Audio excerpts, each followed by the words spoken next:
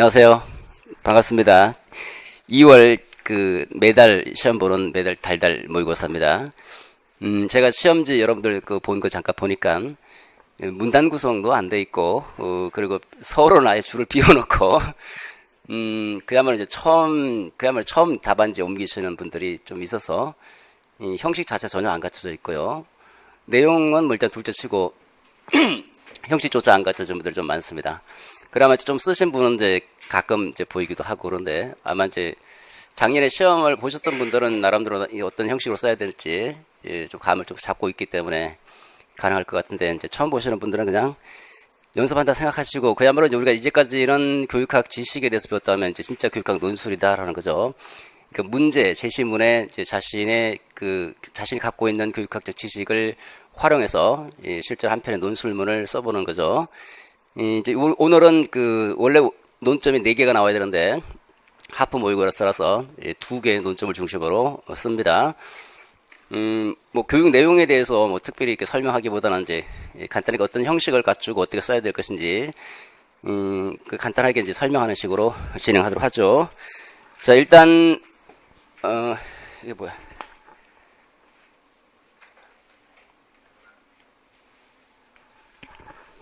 자, 오늘 논술 모의고사 주요 목표는 일단 간단한 실전 적용 능력, 뭐 전체적으로 적용을 시키려면 뭐 한참 설명을 해야 되는데 간단한 정도의 맛보기 정도의 논술 실전 적용 능력 간단하게 생각하시고, 두 번째 이제 주요 내용이 2가지겠죠. 논술 제시문을 보면 유의미 수용학습 이론, 교사학습 이론 하나, 그 다음에 두 번째 교육평가, 진단평가 이렇게 2가지로 되어 있습니다.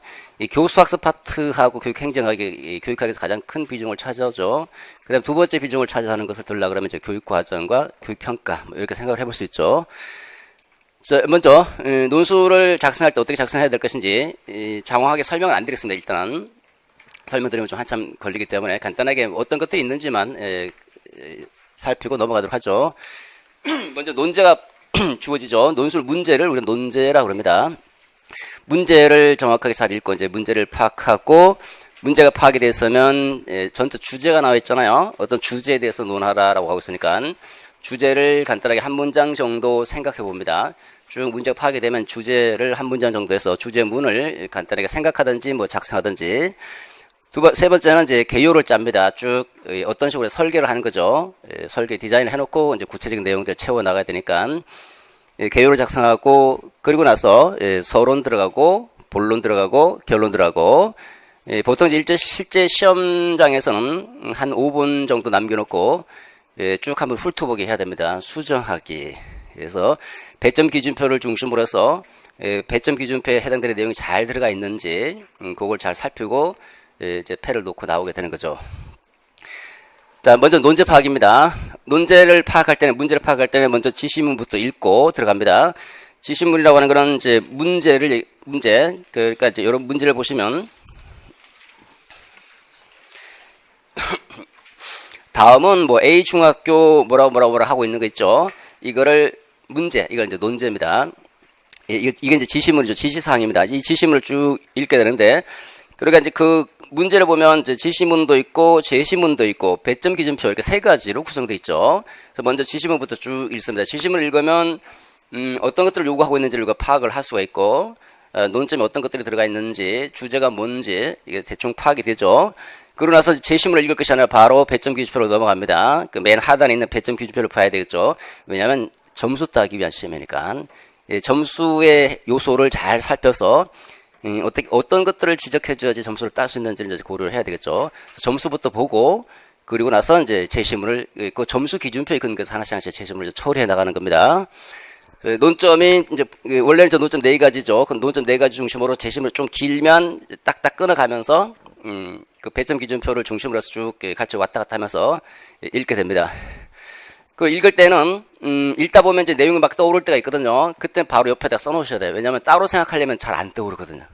그래서 떠오르는 생각들마다 바로바로 옆에다 이렇게 기재를 해놓고, 그 다음에 제시문이 논거로 활용될 수 있는지를 또 판단해 봅니다. 어떤 경우는 논거로 활용할 필요가 있는 것이고, 특히 뭐 적용을 할 때, 뭐 원인을 분석하고 해결책을 쓸 때는 그 원인을 분석할 때 사례에 나와 있는 그런 내용들을 토대로 해서 쭉 분석해주고 또 거기에 맞는 적절한 해결책을 제시해줘야 되니까 그때는 이제 논거를 중심으로서 쭉 해결 원인을 살피고 해결책을 써야 되니까 그때는 이제 논거로 제시문을 적절하게 활용하면서 써야 될 겁니다.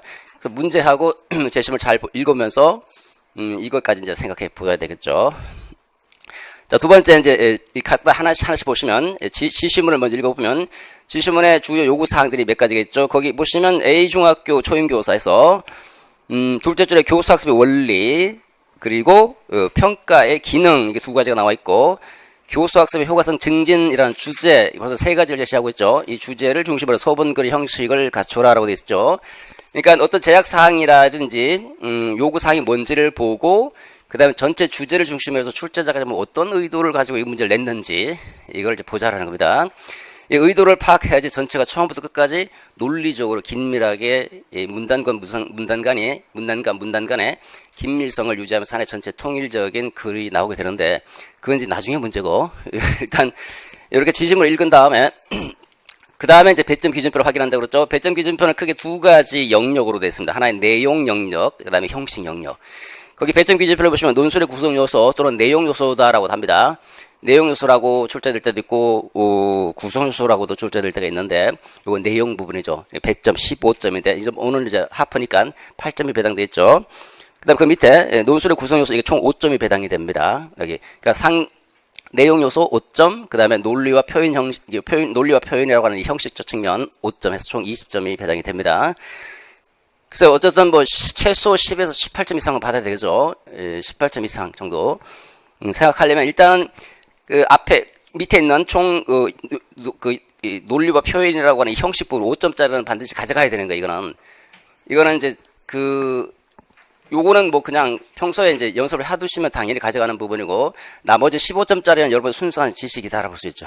순수한 지식을 중심으로 15점에서 하나라도 놓쳐버리면 이게 몇 점? 4점, 4점, 4점, 3점 보통 이렇게 됩니다. 그죠? 그러니까 하나를 만약에 내가 모른다면 3점 내지 4점이 나가는 거예요. 그 20점 만점에 4점 나가버리면 16점이 되거든요. 3점짜리를 놓치면 17점. 점수가 모르면 그냥 4점 또는 3점이 확 날아가 버릴 수도 있어요. 이 날아가는 걸 또 방지하기 위한 그 어떤 장치를 또 만들어 놔야 되겠죠. 4점이면 최소한 2점은 받을 수 있도록. 그래서 최소 내가 하나를 몰라도 하나를 모르면 16점이 내가 점수인데 2점 정도 더 받아 18점 정도를 받을 수 있도록. 그거는 이제 모를 때는 어떻게 대처해야 될 것인가는 이제 여러 가지 이제 문제를 보면서 생각을 해놔야 미리 장치를 만들어 놔야 되겠죠. 그리고 이제 항상 주의할 것은 이 배점 기준표를 보고 점수 배점을 잘 본 다음에 점수 배점에 맞도록 탁탁탁 터치를 잘 해주셔야 돼요. 뭐 화려하게 표현을 잘 할 필요가 없고 거기 요구 사항에 맞는 질문, 한마디로 얘기하면 질문이죠. 질문에 맞는 답을 정확하게 잘 써주는 겁니다. 그 다음에 세 번째, 그리고 나서 이제 제시문을 읽게 되죠. 그 논점별로 뭐 그 배점 기준표에 그 구체적인 논점이 주어지는 경우도 있고 주어지지 않는 경우도 있는데 오늘 같은 경우는 주어지지가 않았죠. 그죠? 김 교사가 지향하는 교수학습의 원리라고 하고 있으니까 무슨 교수학습인지를 알 수가 없죠. 뭔가 교수학습 중에 하나이다. 딱 이제 머리가 이제 또 굴리는 거죠. 교수학습 어떤 것들이 있는데 제시문을 읽으면서 힌트를 찾아야 돼요. 힌트를 찾아서 김 교사가 지향하는 교수학습은 뭐다. 이렇게 제시문을 읽으면서 떠오르는 생각들을 옆에 적어놓고 또 예를 들어서 A라고 하는 교수학습이면 A라는 교수학습의 핵심 내용들 핵심 내용들을 이제 쭉 옆에다 써놔야 되겠죠. 제시문을 읽을 때. 그 다음에 김 교사가 강조하는 평가 역시 모르잖아요. 지금 그죠? 평가 갖는 기능인데 그 평가를 또 알 수가 없으니까 마찬가지로 또 제시문을 읽으면서 구체적인 논점을 확정해야 돼요. 이게 주어지는 경우도 있고 안 주는 경우도 있다는 거예요. 안 주는 경우는 제시문을 잘 보시면서 읽어야 되겠죠. 자, 그 다음에 주제문을 작성합니다. 이렇게 쭉 읽고 나면 어느 정도 전체적으로 쭉 주제를 중심으로 해서 전체 내용들이 어느 정도 이제 떠오르겠죠. 그러면 주제를 중심으로 해서 간단하게 주제문을 한번 작성해 보는 거죠. 여기 주제가 지금 교수학습의 효과성 증진이잖아요. 그러면 교수학습의 효과성을 증진하여야 한다. 이게 주제 아닙니까? 그죠? 주제.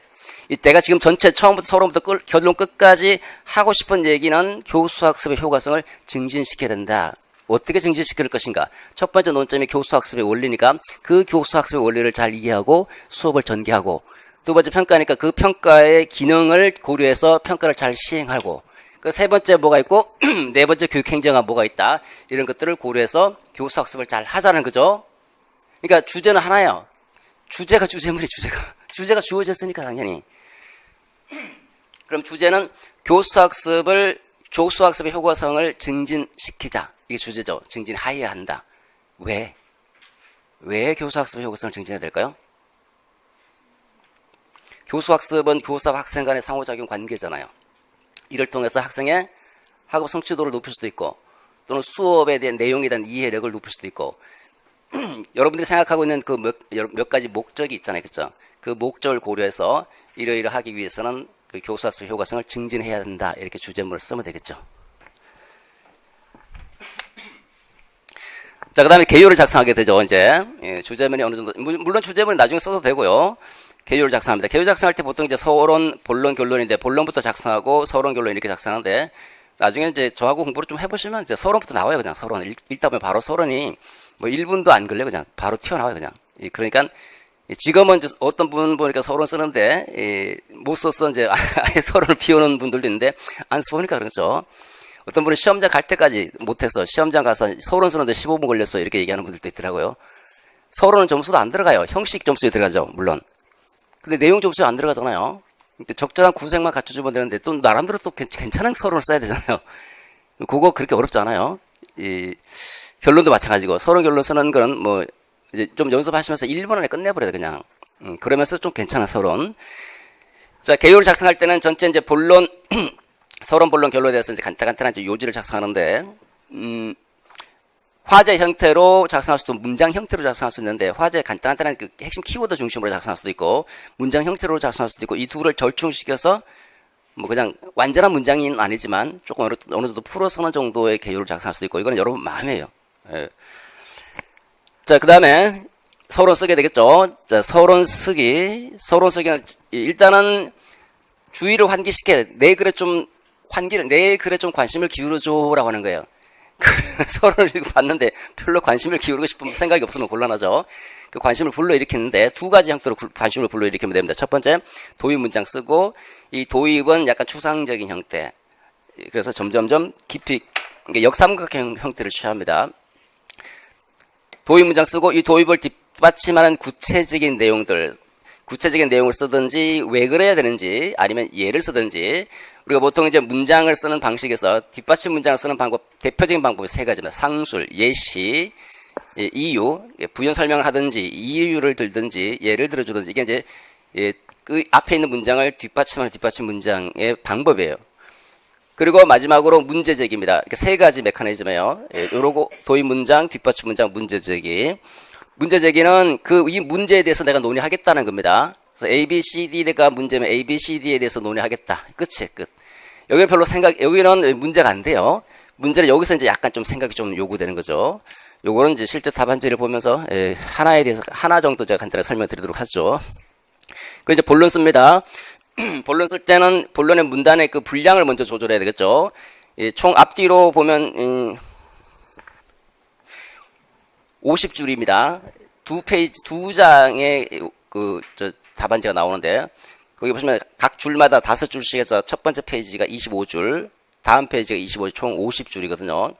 그러면 이거를 논점에 4개면, 서론 5줄, 결론 5줄, 그 나머지 10줄 빼면 40줄이 남죠.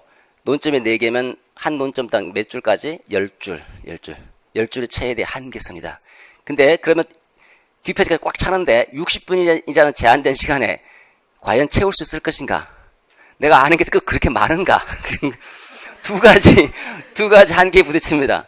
그래서 절대로 다 못 채워요, 거의. 한 95% 이상은 다 못 채웁니다. 다 채울 필요도 없고요. 그러니까 우리가 중요한 거는 그 해당되는 점수에만 탁탁 때려주면 되는 것이지 엉뚱한 데 때린다고 해서 점수 올라가는 건 아니거든요. 예를 들어서 태권도 할 때 머리를 치면 점수가 3점이다. 머리를 치면 3점이지 머리 말고 다른 데 치면 안 된다는 거잖아요. 그죠? 그러니까 보통 한 논점에 6줄에서 8줄 정도가 작성이 됩니다. 근데 6줄에서 8줄 정도 작성을 하잖아요. 그러면 6줄에서 8줄 중에서 본론의 내용 예를 들어서 뭐 3가지 써라. 하나 논점에서 3가지 써라, 4가지 써라라고 하잖아요. 그죠? 그거 하나 쓸 때마다 한 문장씩 소요된다고 생각하면 4개 쓰라 그러면 4문장이 나가잖아요. 4문장. 보통 4문장이면 뭐 적어도 3줄 내지 4줄 정도 나와요. 또 주제문 써야 되잖아. 주제문. 주제에 대해서 논해야 되니까 주제문 또 한 문장 나와요. 이렇게 하면 5, 6줄이 나와요. 이미. 그 하나 3개 예를 들어서 3개 써라 4개 써라 그러면 그 하나에 대해서 기껏 써봤자 한 문장 내지 2문장밖에 못 쓰는 거예요. 그것도 핵심 키워드를 중심으로 해서 딱딱 핵심만 탁탁탁탁 지적해. 그러니까 장황하게 쓸 필요가 없고 그냥 딱 핵심만 알고 있는 핵심 내용. 그러니까 중요한 거는 핵심 키워드를 분명히 알고 그걸 중심으로 여러분들의 말로 자연스럽게 풀어주는 거예요. 그럼 너무 많이 할 필요가 없는 거예요. 어떤 분들은 막 책을 뭐랄까 파헤치려고 해봐야지. 학문하고 싶은 사람은 효율성이 매우 떨어집니다. 나중에 시험 굉장히 많이 알고 있는데 시험 쳐보면 뭐 답은 점수는 별로 안 나오죠. 평소에 공부하실 때 제가 하는 것처럼 핵심만 딱딱딱딱 나머지는 배경으로 이해하고 있고 기억해야 될 것은 핵심 키워드를 중심으로 핵심만 딱딱딱딱 기억하고 넘어가는 식으로 전공도 마찬가지예요. 서술식 한번 써보십시오. 지금은 잘 모르잖아요. 많이 못 써요. 많이. 자, 그러니까 저 배점 기준표 맞춰서 분량 조절하는데 이제 그 각각 배점 기준표 3점 내지 4점이니까 분량 조절할 필요가 없어요. 그냥 다 비슷비슷한 분량을 유지한다라고 보시면 되고요. 그 다음에 문제에다 답을 해야 되죠. 그럼 내한테 묻고 있는 게 여기서는 이제 2개지만 4개를 묻고 있으면 그 4개에서 질문 형태로 바꾸는 게 퀘스천으로. 그러면 예를 들어서 여기 교수학습의 원리 3가지. 원리가 뭐냐 이렇게 물어보잖아요. 교수학습의 김교사가 지향하는 교수학습의 원리가 뭐냐 3개 말해봐 라고 묻고 있잖아요. 그럼 여러분들이 답변을 하겠죠. 김교사가 지향하는 교수학습이 뭔데 이 교수학습이 지향하는 원리는 3가지 이거 내가 말해줬었어 이렇게 되겠죠. 그죠? 그러니까 교수학습 원리를 먼저 제시해주고 그 다음에 그 원리에 그러니까 교수학습을 먼저 얘기해주고 그 교수학습 A면 A다. 질문 여러분들 제가 김교사가 지향하는 교수학습이 뭐냐 그러면 여러분들 뭐라고 대답합니까? 김교사가 지향하는 교수학습은 A다. 이게 답변이 맞는 답변이잖아요. 그죠? 엉뚱한 답변 하지 마시고 질문에 답한다. 그 다음에 그 기능을 제시하면 다음과 같다. 첫째, 둘째, 셋째. 이렇게 쓰는 게 이렇게. 그래서 질문 형태로 바꾸고 쓰는 방식은 2과씩, 미과씩, 양과씩인데 그 답변할 때는 처음 먼저 2과식으로 핵심적인 내용을 딱 찍어주고 그 다음 뒷받침 문제 한 문장 또는 또 많으면 2문장 이렇게 쓰시면 되죠. 그 다음에 얘가 논리적 근거가 되고 이 논리적 근거 하에서 얘를 토대로 주장이 나오죠. 주장은 뭘까요? 주제가 교수학습의 효과성 증진. 그러니까 한 문단에 여러 가지 이제 첫째, 둘째, 셋째 이런 논리적 근거로 볼 때 교수학습의 효과성이라는 이 주제 이게 중심 생각 아니에요. 이게 중심 생각. 한글에는 하나의 중심 생각이 있고 하나의 중심 생각인 얘를 논리적 근거로 해서 나오게 되는 거예요. 그래서 이거 점수 들어가잖아요. 보세요. 구성 요소에 보시면 그 구성비 표현에 논술의 구성 요소는 이제 논점은 4가지겠죠. 이거와 주제와의 연계 3점. 4개 논점이면 최소 3개는 써줘야 되는 거예요. 3개. 얘를 근거로 해서 이거 교수학습의 효과성을 증진하려면 어떻게 해야 되는지 이거는 답이 없어요. 그냥 형식적으로 써주시면 돼요. 좀 약간 그럴듯하게. 그래서 논거와 주장 이 2가지가 딱 들어갈 수 있도록 원래 글 자체가 이래요. 원래 한 문단은 하나의 주제를 중심으로 해서 중심 생각 또는 중심 문장이 있고 나머지는 전부 다 뒷받침 문장들로 이렇게 돼 있죠.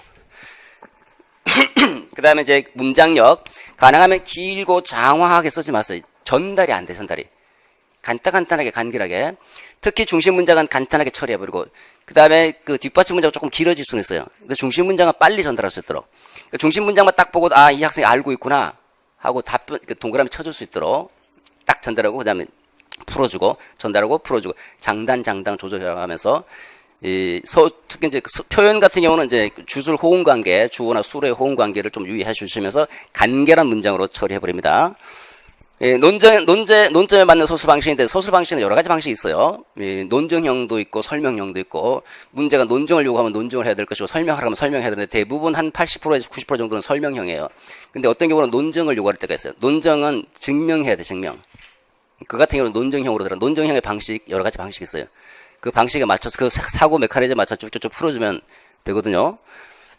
자, 이렇게 해서 그 본론 쓰기 부분에서 이제 잠깐 고려한 다음에 결론은 이제 쓰죠. 결론은 아까 생각했던 그 주제문 있죠?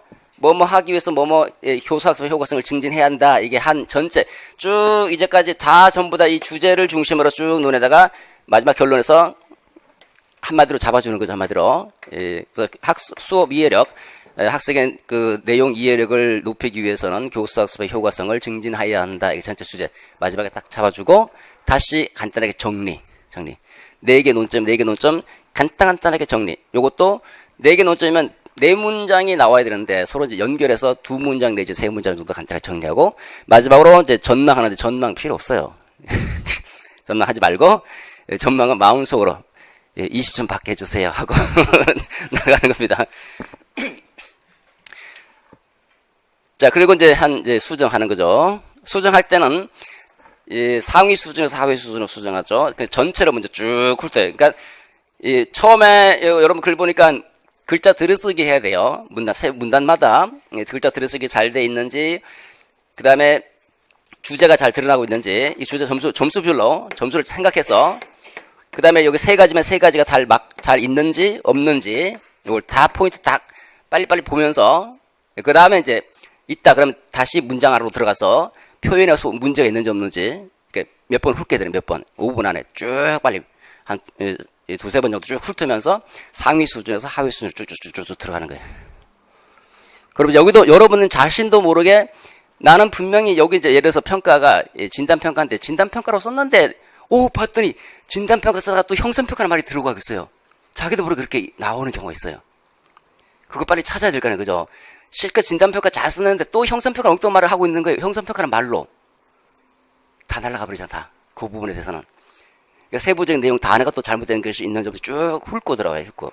어떤 분은 이제 실제 시험 보고 와서 그 답안지 답안지 확인할 수 있는 그 시간 있잖아요. 그죠? 그때 가서 봤더니 야, 자기가 생각도 못했던 엉뚱한 내용들을 막 집어넣고 있더라는 거예요. 실제로 확인해보면서 깜짝 놀랐다 그럽니다. 내가 썼나? 할 정도로 확인을 안 한 거예요. 확인을.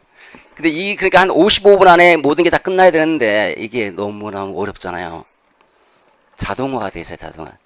최소 4개 논점에 3개 논점 바로 튀어나와요. 바로.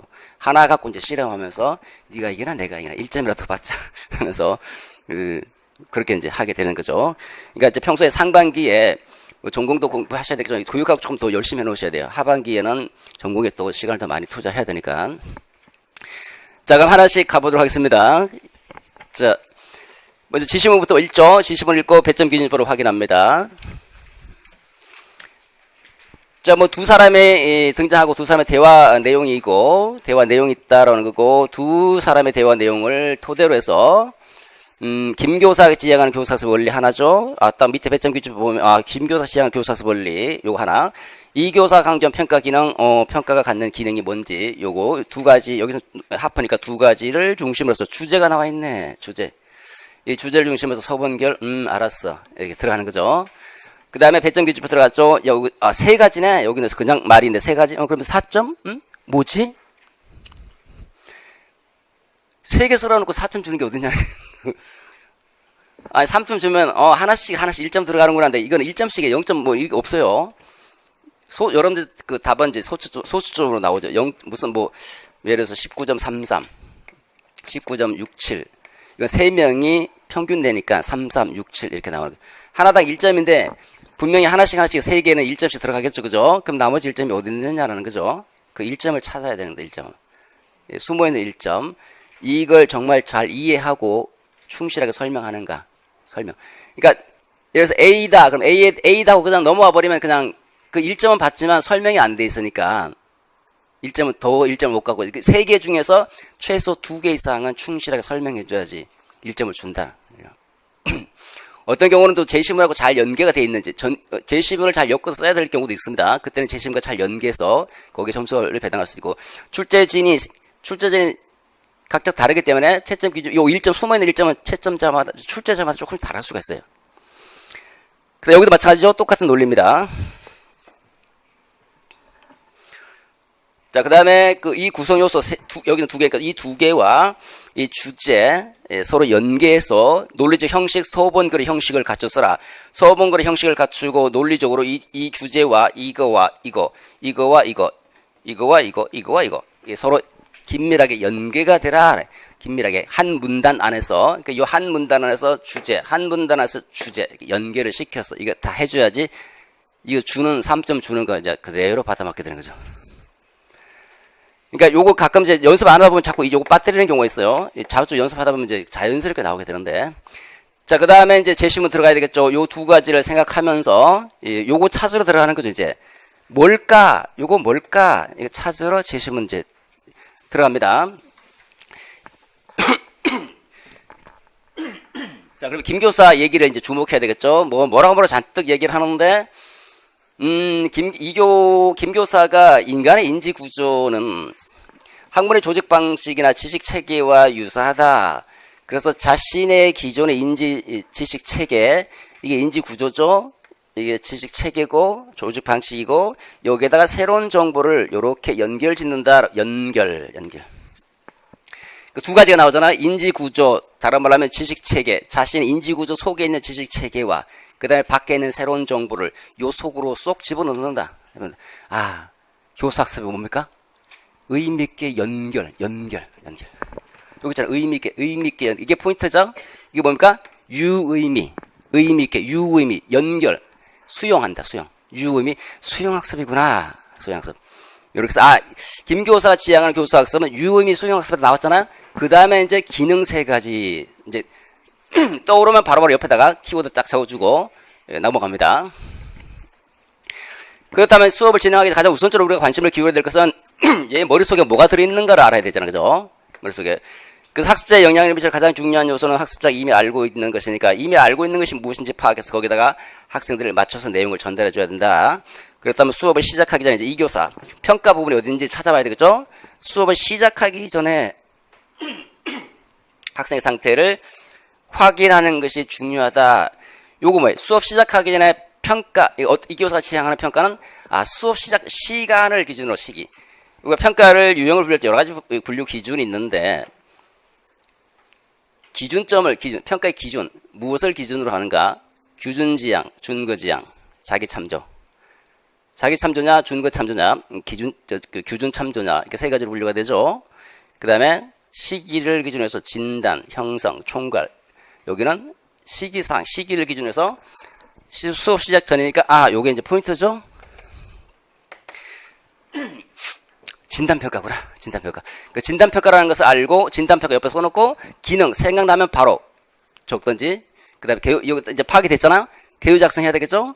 별도의 초안지가 있는데 초안지에 써도 되고 옆에다가 그냥 쭉쭉 이렇게 이제 이렇게 개념 도식을 만들어서 이렇게 써 들어가도 되고요. 이제 다 끝났죠? 다 개요 이제 이렇게 이제 개요가 작성이 됐습니다. 그러면 이제 서론 써야 되겠죠? 서론 보도록 하죠. 아까 제가 서론은 세 가지 메커니즘으로 이루어진다 그랬어요. 첫 번째는 도입 문장 하나, 그 다음에 그 도입 문장을 뒷받침하는 뒷받침 문장, 그 다음에 문제 제기하자, 이렇게 됐죠.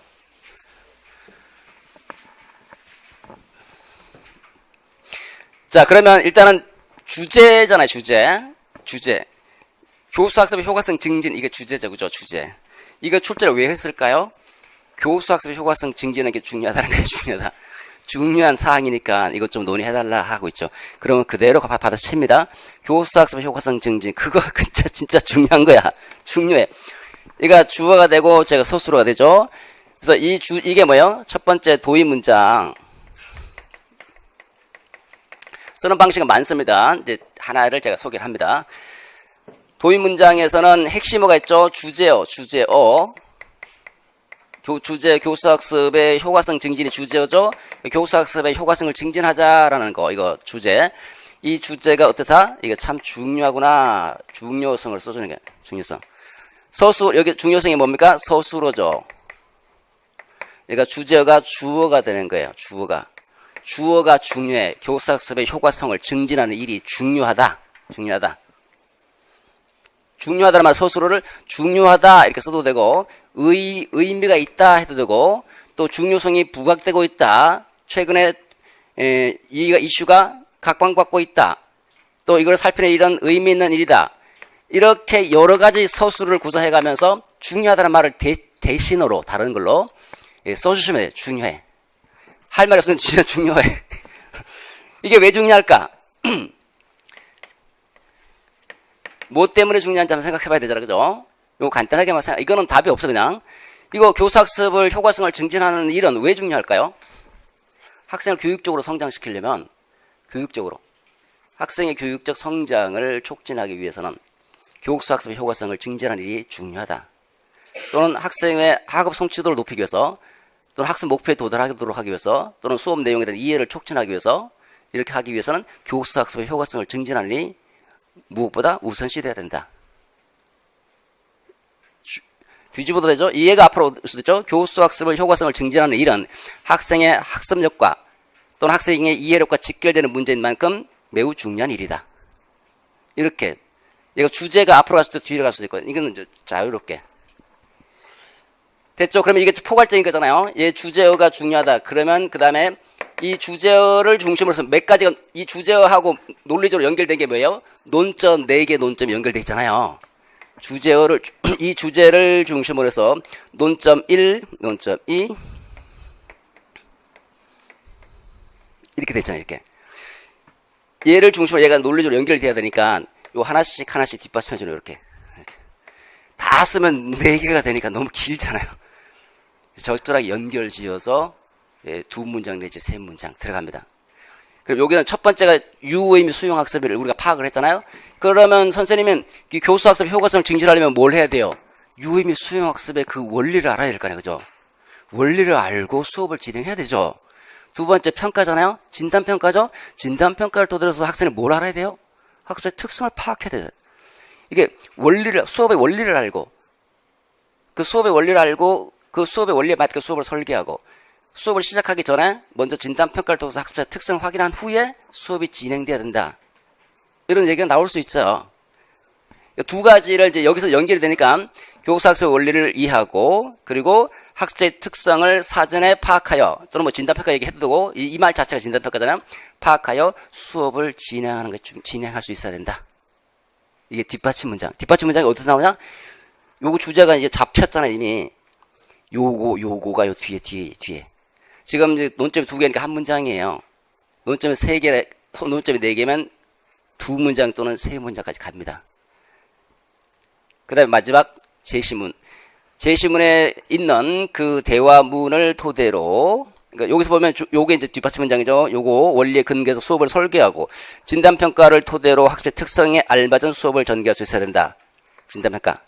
또는 이건 마음대로 쓰는 거예요. 수업의 원리를 이해하고 진단평가를 토대로 진단평가에 근거해서 수업을 전개할 수 있어야 된다. 뭐 이렇게 쓰면 돼요. 간단하게 2가지.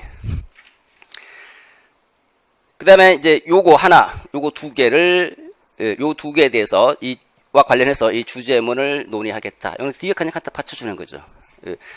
요거는 이제 우리가 형식적 서로라 그래요. 형식적 서로보다는 실질적 서로 쓰는 게 훨씬 좋아요. 근데 상관없어. 그냥 썼어요, 그냥.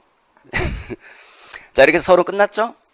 그 다음에 본론 씁니다. 본론 쓸 때, 자, 여기서 본론에서 논점이 김 교사가 지향하는 교수학습의 원리라고 하고 있잖아요, 그죠?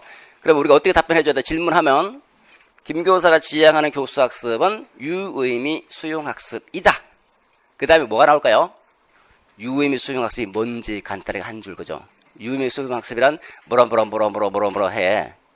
이 유의미 수용학습의 원리 3가지를 제시하면 다음과 같아요. 첫째 뭐라고, 둘째 뭐, 셋째 뭐, 여기까지, 그죠? 그 다음에 뭐 해야 돼요? 주제문. 교수학습의 효과성 증진과 관련된 전체 주제, 요 소주제를 딱 잡아주는 겁니다. 그러면 하나가 끝나죠. 예. 자, 그런데 여기는 이제 구체적인 내용이 지금 없잖아요, 그죠? 그러니까 뭐 교수학습이 뭔지도 가르쳐 주지도 않고, 이 기능, 원리도 가르쳐 주지도 않고 있죠. 유의미 수용학습이 뭡니까? 간단하게만 설명드리겠습니다. 예, 공부하신 분들 다시 한번 정리를 해보세요. 자, 인간이 이렇게 있잖아요, 인간. 예, 머리 있고. 인간의 얘가 인지구조. 인지구조 속에는 이런 스키마들이, 이런 지식 체계들 있죠. 그러니까 아까 인간의 인지구조는 학문의 지식 체계와 유사하다로 이 지식 체계, 인지구조 속에 관련 정착 지식, 이 지식 체계가 있죠? 관련 정착 지식이 있고. 이런 지식 체계들. 그 다음에 새로 우리가 뭔가를 배워야 될 지식들 있죠? 주르주르. 이걸 다시 이런 식으로 도식화하면, 뭐, 요런 지식들이 있는 거예요, 요런 지식들. 그죠? 얘를 중심으로 이런 지식 있죠? 얘 속에 요거 있죠? 그러면 얘가 학습 과제죠? 학습 과제가 있다. 이 학습 과제가 어떻게 이 속으로 쏙 들어와야 된다. 그럴 때 의미있게 수용되는 거니까 수용. 그 70년대 그 발견학습이 강조되는 그 시대에 학문중심 교육 과정에 따른 발견학습이 강조되는데 실제 학교 현장에서는 발견학습이 제대로 시행되지 않아서 대부분 다 교사 중심으로 수업을 하고 있더라. 설명식 수업을 할 바에는 발견학습은 학생자가 중심이 되는데 설명식 수업을 할 바에는 의미있게 수용하자 해서 나온 게 오수벨의 유의미 수용학습이잖아요. 그래서 설명식으로 하려면 인지구조를 먼저 이해하고 그 다음에 두 번째 학습과제를 논리적으로 체계적으로 조직한 다음에 요거를 여기다 싹 집어넣어 준다는 거죠. 그래서 요거 하나 유의미 수용학습이 일어나려면 인지구조 관련 정착 지식이 있어야 되고 두 번째 학습과제가 요렇게 요걸 실사성과 구조성이라는데 실사성과 구조성을 갖춰서 논리적으로 의미가 있어야 돼. 논리라는 개념과 개념이 서로 연결을 돼서 서로 개념적, 논리적 같은 말이에요. 논리적으로 개념적으로 연결돼서 이렇게 체계화돼 있어. 체계화. 그 교육 내용 배우고자 하는 내용이 체계적으로 일단 조직해요.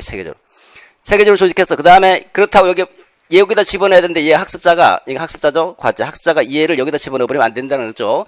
여기다 집어넣으려고 하는 학습 태세. 요거에서만 심리적인 이제 심리 속으로 들어오니까 요 속으로 들어오니까 심리적 유의미성, 잠재적 유의미성 이런 얘기를 합니다. 그죠? 그래서 이거와 이거 세 가지가 다 갖춰질 때 유의미 수용학습이 일어난다. 이게 조건이죠. 이런 조건에 따라서 유의미 수용학습을 할 때 그럼 유의미 수용학습을 하려면 일단 요 관련 정착 지식이 있어야 되는데 관련 정착 지식이 없으면 어떡합니까? 여기다가 미리 만들어줘야 되잖아요. 그죠? 그래서 이 과제 여기다 맞춰야 되는 여기 만약에 이거 관련 전자 지식이 없으면 이 관련 전자 지식이 얘를 포섭하는 포섭자 역할을 수행하는데 없다. 그러면 앞선 조직자, 선행 조직자를 만들어줘야죠. 이게 선행 조직자 원리다. 선행 조직자. 그러니까 선행 앞선다. 어디 앞섭니까?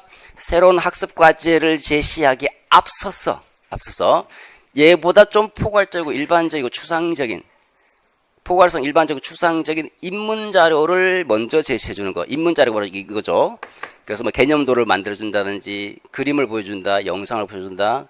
이걸 먼저 해주고 이걸 선행조직자를 먼저 제시해주는 거예요. 그죠? 그래야지 여기다가 이제 이 선행조직자를 중심으로 쭉쭉쭉쭉 펴지니까. 그 다음에 일반적으로 포괄적인 자료를 먼저 제시해주고 점점 체계적으로 조직해 나가야 되니까 이거 뭐랍니까? 점진적 분화의 원리 그리고 또 요거 내가 알고 있는 지식하고 얘가 또 여기다가 체계적으로 이렇게 조직돼야 되잖아요. 그죠? 체계적인 이거 뭡니까? 통합적 조정의 원리. 뭐 내용을 체계적으로 조직한다. 학습 준비대 원리, 학습에 발달하는 게 맞춰서 지식을 제공해야 된다. 이런 여러 가지들이 원리들 있죠? 원리들 중에 3개지만 써주시면 되죠.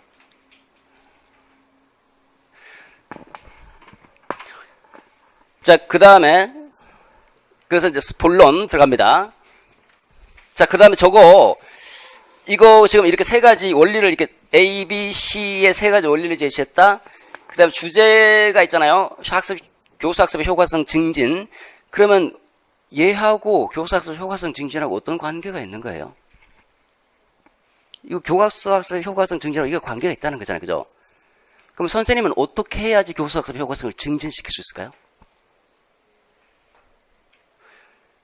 주입식 강의식으로 하더라도 설명식으로 하더라도 아무 이렇게 논리적인 연관성이 없는 내용을 주입하지 말고 이 새로운 지식을 체계적으로 조직해서 학습적 인지구조에 맞게 제시해 줄 때 교사학습 효과성이 높아진다. 이런 얘기가 나올 수 있잖아요.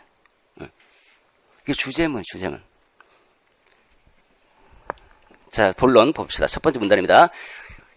제가 되게 꼼꼼한 사람이에요. 딱 한 문장씩 10문장이에요. 10문장. 최대로 답을 잘 쓸 때 저는 이것까지 다 고려하잖아요. 들여쓰기 하고 보통 쓸 때는 좀 더 들였습니다. 근데 일반 수험생의 글씨체와 굵기를 기준으로 해서 볼 때 이 정도 쓰면 10줄 되더라 해서 제가 다 써보고 이렇게 쓴 거예요. 전부 다. 근데 아마 이게 10줄이면 실제로 여러분들 답안지로 쓰면 한 이 8줄 내지 9줄 정도 쓸 거예요. 근데 좀 글씨가 되게 굵은 사람도 있어요. 그 사람은 좀 초가 될 수 있겠지만, 그 한 줄에 조금 약간 보통 이상의 굵기로 쓰면 한 문장, 한 줄에 한 문장, 한 줄에 똑같이 시험 답안지 한 줄씩 들어간다고 생각하시면 돼요. 자, 그럼 답을 해줘야 되잖아요. 여기 답이 있죠? 김교사 지향하는 교수학습이 뭐냐 하고 있으니까 요거야, 요거. 유미 수행학습이다. 이렇게 나왔죠, 그죠? 개념 설명, 한 문장.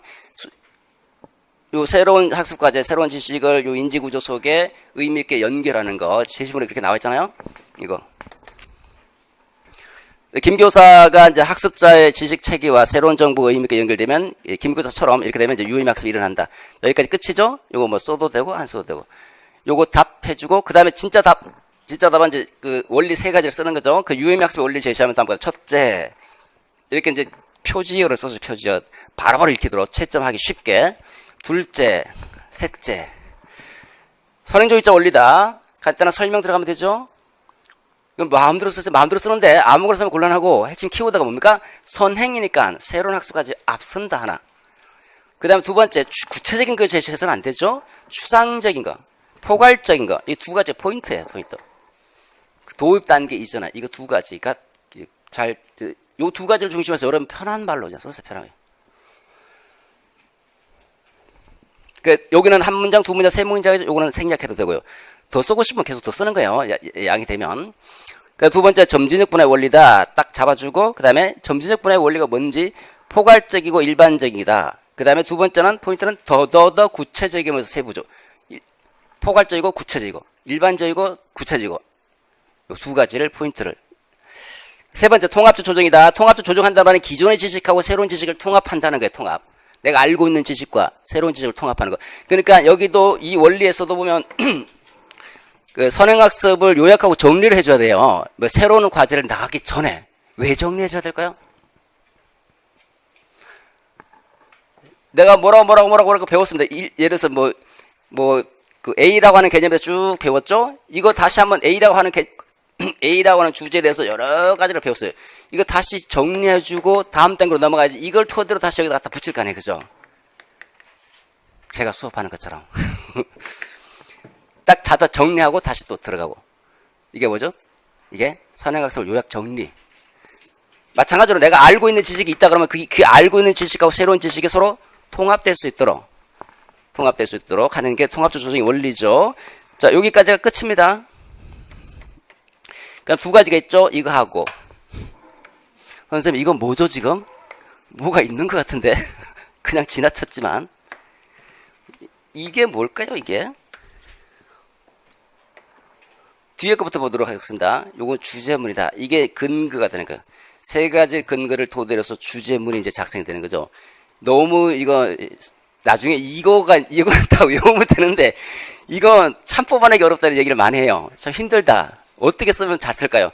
여러분들 평소 배경 지식에 영향을 받아, 이거는. 내가 많은 지식을 알고 많은 의미를 갖고 있으면 잘 쓰고 그렇지 못하면 어렵게 되는 거죠. 자, 요거는 여러분 편하게 아무거나 쓰면 돼요. 그냥 일단 요 말이 나와주면 되는 거예요. 유의미 학습 효과성을 증진해야 된다. 또는 이걸 증진하려면 그냥 여기 있는 내용 간단하게 이렇게 하자. 주입하지 말고 유의미 수용학습하자. 어려우면 유의미 수용학습이니까 유의미 수용학습을 할 때 학습의 효과성이 증진될 수 있어. 이거 쓰면 되는 거죠. 맨 앞에 있는 거는 도입 문장 다시 자연스럽게 넘어올 수 있도록 앞에 건 안 써도 돼요. 다음 넘어가도록 하겠습니다.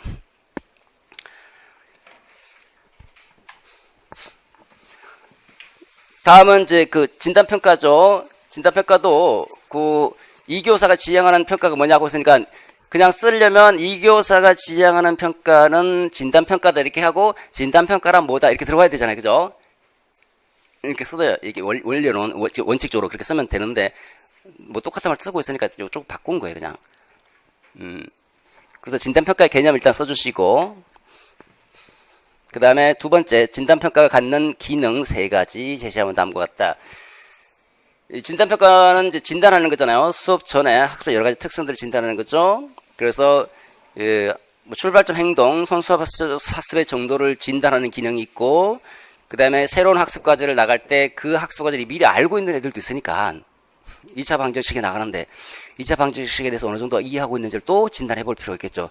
뭐 알고 있는 애들은 또 중복학습을 하면 안 되니까 심화학습 시키고, 정말 좀 많이 뒤떨어지는 아이는 보충학습을 시켜야 될 것이고, 그래서 그 학습자의 특성에 맞게 교수학습 프로그램을 만들어야 되니까 교과 목표를 이미 성취했는지 안 했는지, 그 다음에 선수학습의 정도는 2차 방정식에 나가면 1차 방정식에 대해서 어느 정도 이해를 하고 있는지, 선수학습의 정도, 첫째. 두 번째, 지금 앞으로 나가고자 하는 교과 목표에 대한 사전 성취 수준. 세 번째, 내가 보충학습도 하고 교수 방법도 바꿨는데 그럼에도 불구하고 기대되는 학업 성취, 학습 성과를 나타내지 못할 때는 학습 실패가 다른 부분에 있을 것이다 생각해서 다른 부분도 봐야 되죠. 그죠? 학습 실패 교육 외적, 수업 외적 측면들, 정서적 측면, 신체적 측면, 환경적 측면, 이거 파악하기 위해서도 하죠.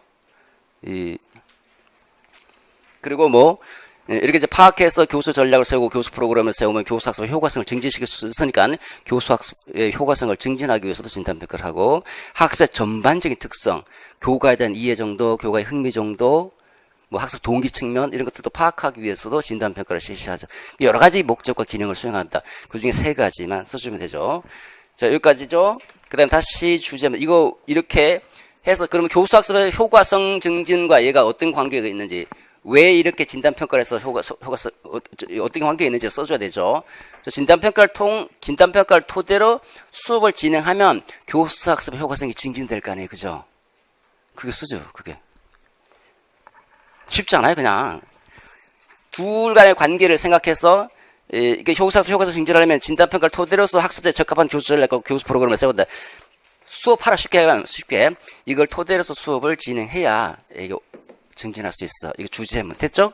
그 다음 다시 맨 앞으로 갑니다. 그러면 이게 또 뭐죠? 첫 번째 문단과 두 번째 문단이 자연스럽게 넘어올 수 있도록, 논리적으로 자연스럽게 넘어올 수 있도록, 여기서 뭐랄까, 예를 들어서 김교사 지향하는 교수학습은 뭐다. 여기 또 이교사가 지향하는 교수학습 평가는 뭐다. 뭔가 뚝뚝 끊어지는 것 같잖아요. 그죠? 끊어지지 않고 자연스럽게 넘어올 수 있도록 하기 위해서는 주제를 중심으로 해서 한마디 써주고 들어오는 거예요. 그냥. 그래서 이 교수학습 효과성 증진하기 위해서는 본격적인 수업에 와서 진단평가를 실시하고 또는 평가를 실시하는 것이 중요하다. 이 교사가 지향하는 평가는 진단평가이다. 진단평가는 뭐라 이런 식으로 자연스럽게 넘어올 수 있도록, 그러면 얘하고 얘가 논리적으로 자연스럽게 넘어올 수 있다는. 저거는 뭐 안 써도 되지만 나중에 이제 여유가 있으면 쓰게 됩니다. 끝이에요. 끝. 됐죠? 재밌잖아요? 재밌어요. 알고 있을 때 이제 교육학 지식도 어느 정도 되고, 나중에 여러분들 뭐 문제풀이나 모의고사 하면 하루 종일 문제 풀잖아요. 그죠? 하루에 와서 3개씩이나 풀고 팔이 이제 아파서 그러다 보면 자기도 모르게 이제 계속 인출하는 거예요. 인출하니까 이제 자연스럽게 이제 자기도 모르게 이제 나오게 되네. 글이 나오게 되고. 지금 글을 문장 표현이 어렵다? 이거 문장과 관련된 게 뭐가 있어요? 다 외운 거 그대로 쓰는 거예요. 여러분들이 잘 외워서, 키포인트만 잘 외워서, 그냥 여러분들 말로 편하게. 그러니까 이게 라이팅, 글로 쓰기 하기 전에 제일 먼저 하는 게 오럴 컴포지션이에요. 말로 구술하기. 제가 수업 시간에 하는 암기 테스트. 딱 주제 3가지 말해보세요. 3가지를 말해보는 게, 이게 어떻게? 세련된, 정련된 언어로 말을 할 수 있어야 돼. 내가 알고 이해하고 있는 거를 이해하고 있는 대로 토해내지 말고, 그걸 다시 표현한다고 생각하고, 여러분들의 말로, 평소 공부할 때 핵심 키워드를 몇 가지를 중심으로 해서 여러분들의 말로 자꾸 풀어봐야 돼요. 그래야지 잘 기억에 오래 남죠. 그런 연습을 해주고, 자꾸 자연스럽게 되면 나중에 글 쓸 때도 그냥 자연스럽게 나와요. 결론입니다. 결론 첫 번째는 전체 주제죠. 그래서 전체 주제가 이제 이런 데 의미 있는 학습을 촉진하려면 효과성을 증진해야 돼. 전체 주제죠. 그 다음에 논점 2개니까 2개를 간단하게 정리. 서론하고 비슷해, 그냥. 정말 쓰기 시간이 없다? 서론의 표현만 한두 개 앞뒤만 짝짝 바꿔주고 그냥 집어넣어버려요. 효과성 증진하려면 유의 수용학습의 원리를 이해하고, 그 다음에 진단한 다음에 수업을 전개 나가자. 됐죠? 선생님 왜 다음이 없죠? 2개밖에 없으니까 2개밖에 못 썼죠. 다음에서 한 4개면 다음 이렇게 들어가겠죠. 그죠? 조금 더 나올 겁니다. 자, 이렇게 해서 2월 달달 모의고사 마치도록 하겠습니다. 수고했습니다. 다음 달에 뵙도록 하죠.